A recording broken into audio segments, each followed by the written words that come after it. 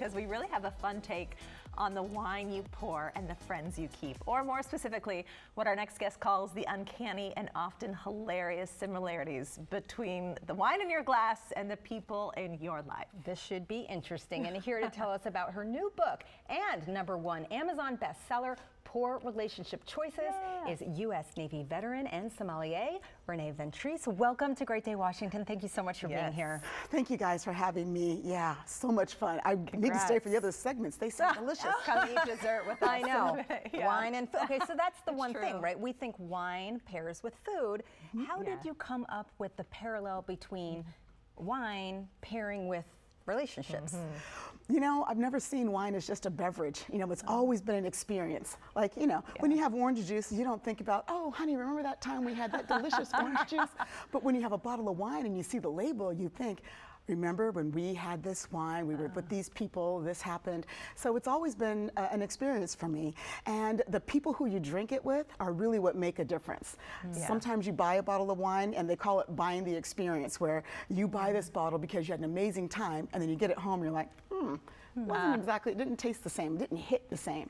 And you know, relationships can be that way too. You know, they evolve over time, and so does wine. So it just kind of seemed like a natural progression for me. I've always done wine tastings through my brand called Wine O'Clock, and when I do the tastings, I always give wine personalities.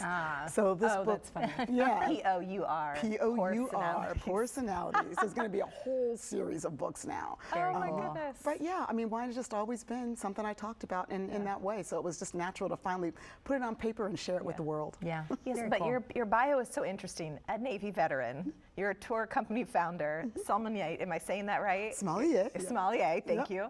And now best-selling author. Was that the dream? Like, how have you navigated this path? It really navigated me. I gotta be honest. I've always wanted to write a book. You know, the first thing I ever wrote, I was 7 years old. I won a book writing competition in Nebraska back in 1977. So I guess I've been planning a book for a few years. You just didn't know it. But the timing just worked out. I was talking to a guy who I'm speaking at a public, a global conference with, and I said, "Who did your book? I really like it." He said, "Well, I liked working with them so much that now they work for me, and now I have a publishing company. You should be my first author." I'm their first author, their first bestseller, and it's been an amazing experience. Wrote the book in 72 days because it was all already here, and it was just Well, just like like that came to fruition through conversations that sound so aligned with you and the relationships. I mean, you're such a relationship first type of person. True. So question for you: how can someone who appreciates like a $10 box of wine, and then there's people who like that $2,000 bottle of wine. I can't believe wine costs that much. I know, and as a sommelier, you know that. But how can everyone appreciate this book? Yeah, you know, it's really because the book isn't about wine. From the beginning, the book is, you know, it's about the relationships that you have, and relationships are a universal human theme. So everybody will take away a little something different. You know, a sommelier might be like, I don't agree with her assessment of the way that wine, you know, relates. I don't care. It's everybody's opinion, right? I want dissent. I can't wait to get that first review that says, I don't think that she was correct. I don't think that this wine actually is that kind of relationship. That's the goal. We all see these things differently.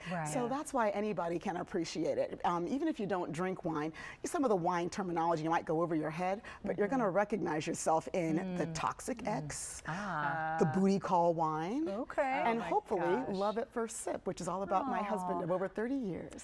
You do share your story in this, right? I do. Was that hard to release some of your personal side and put it into a book to publish?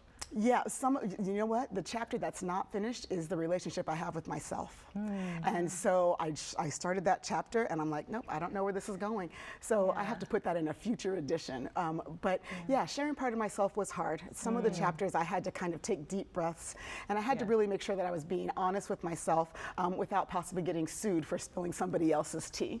Well, you need to think about that when you write a book, but I will say, it reads just like you speak, which is really, really cool. You're like having a conversation with Renee Ventrice with a bottle of wine. Yes. Which is how most of my conversations happen in real life. There you go. Renee, thank you. I know, right? Thank you so very much for being here. Congrats. Thank you so much for having me. I appreciate you guys. Of course.